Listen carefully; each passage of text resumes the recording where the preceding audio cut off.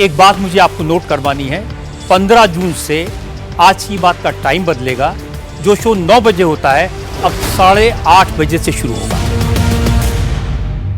तो इस पर तो बहुत ही स्ट्रांग प्रोटेस्ट दर्ज करना चाहिए विदेश मंत्रालय की तरफ से भी, और शिपिंग मिनिस्ट्री, अभी जिसकी बात सज्जन जी कर रहे थे, शिपिंग मिनिस्ट्री की तरफ से भी अपने हाँ, बिल्कुल हम लोग अगर सुरक्षा नहीं सुनिश्चित कर सकते हैं अपने लोगों की, तो उस हम लोग क्या जवाब देंगे? हम लोग युद्ध में पार्टी नहीं है, और युद्ध का सबसे ज्यादा नुकसान हम लोग भुगत रहे हैं। इकोनॉमिक कॉस्ट सबसे ज्यादा हमारे ऊपर है, हाँ, और उसके बाद जान का भी नुकसान हमारा ही सबसे ज्यादा हो रहा है। तो इस पर तो जितना सख्त शब्दों में प्रोटेस्ट दर्ज होना चाहिए उतना किया जाना चाहिए है। और अगर बचाने की जरूरत है, भारत क्यों नहीं, हिंद महासागर के हम लोग गार्डियन, हम भारत गार्डियन है हिंद महासागर का, तो हम लोग, हमारे पास 150 जलपोत युद्धपोत है, हम अपना युद्धपोत जैसे अमेरिका ने तैनात किया है, हम भेजे वहां अरब सागर में भी और हिंद महासागर में हम भी तैनात करें। आप एक और ब्लॉकेज की बात कर रहे हैं? नहीं, हम भेजें अपने लोगों की सुरक्षा के लिए, अपने जहाजों को सुरक्षित निकालने के लिए, अपने लोगों को सुरक्षित निकालने के लिए। लेकिन अभी तक तो ईरान ये कह रहा था कि मैंने ब्लॉकेड नहीं किया था, लेकिन अब ईरान ने भी अपना ब्लॉकेड जो है वो कर दिया है। अब बात पीओके की कर ले, यहाँ पर एक अलग तस्वीर सामने आ रही है और खूब कत्लेआम हो रहा है। और ये कत्लेआम क्यों हो रहा है? क्योंकि वहां की आवाम अपने हक की मांग कर रही है। आसिम मुनीर जल्लाद बनकर सड़कों पर गोलियां चलवा रहा है उन लोगों पर जो मासूम है।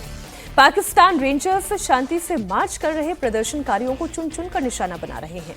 रावलकोट के ईदगाह मैदान में एक बार फिर पाकिस्तानी सेना ने निहत्थे प्रदर्शनकारियों पर ताबड़तोड़ फायरिंग की। इसमें 16 लोगों की जान गई, 40 लोग गंभीर रूप से घायल हैं। प्रदर्शनकारियों पर फायरिंग उस वक्त की गई जब वो अपनी मांग को लेकर ईदगाह मैदान में प्रदर्शन कर रहे थे। तभी मुनीर की सेना ने प्रदर्शनकारियों पर गोली बरसानी शुरू कर दी, जिसमें 16 लोगों की मौत हो गई। इससे पहले मंगलवार को करीब 35 लोगों को पाकिस्तानी सेना ने मौत के घाट उतार दिया था। लेकिन इस कत्लेआम के बाद मुनीर के खिलाफ पीओके में गुस्सा और भड़क गया है। लोग खुलकर नारेबाजी कर रहे हैं। ये जो दहशतगर्दी है उसके पीछे वर्दी है। प्रदर्शनकारियों पर फायरिंग के बाद तनाव चरम पर है। प्रदर्शनकारियों ने पीछे हटने से इनकार कर दिया है। तो वहीं खबर यह है कि तानाशाह मुनीर ने प्रदर्शनकारियों को गोली मारने का आदेश जारी किया है।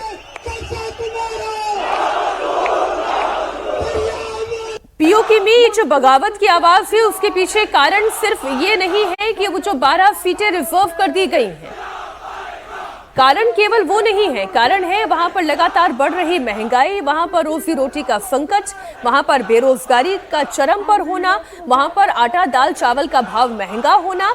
और इतना ही नहीं सज्जन जी, जिस बिजली का उत्पादन, जल विद्युत उत्पादन खुद पीओके के लोग करते हैं, सबसे ज्यादा वहां से आपका बिजली का उत्पादन हो रहा है और वहीं के लोगों को बिजली महंगी मिल रही है या नहीं मिल रही है। ऐसी परिस्थिति में पीओके के लोग जी रहे हैं। नहीं देखिए, ये बगावत कहां तक जाएगी? नहीं, ये बगावत देखिए, इसका ये जो ज्वाइंट एक्शन कमेटी है ये 2023 में बनी, ये किसी राजनीतिक पार्टी से जुड़ी हुई नहीं है। इसमें तो वहां के जो सिविल सोसाइटी के लोग हैं, डॉक्टर्स हैं, लॉयर्स हैं, प्रोफेशनल्स हैं, और वहां की गवर्नमेंट ने भी इनको पहले स्टेक होल्डर मान के इनसे बातचीत की थी। अब अचानक उन्हें लगा कि ये जनता की आवाज उठाने लगे वहां पे, जो रोजमर्रे की बात है, बेरोजगारी की, महंगाई की, बिजली की, उन सबों की बात जब आई। और चुनाव तो चलिए ठीक है,